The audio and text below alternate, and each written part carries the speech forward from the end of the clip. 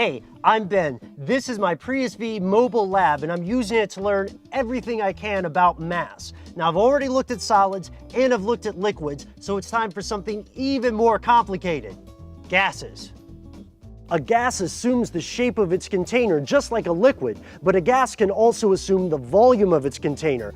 Unlike the particles in liquids and solids, the particles in gas have a lot of free space between them, and this means that while a gas can flow like a liquid, it's also compressible. Here's a can of compressed gas. It contains about 8 ounces.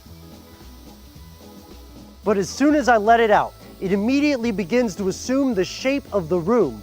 The space between gas particles can be large or small, and this means that I can fit a lot of gas into the Prius V. But how much exactly? Here's where my lungs come in.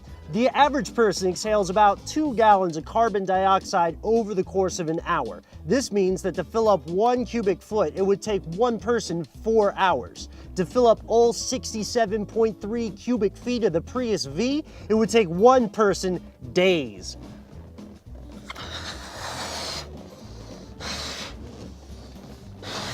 Let's try air. How much compressed air could I fit into my Prius V? That sort of depends on the size of the container. See, the average scuba tank can have anywhere from 10 to 200 cubic feet of air inside of it. So depending on the size of the container, I could fill this car with enough compressed air to explore the Great Barrier Reef.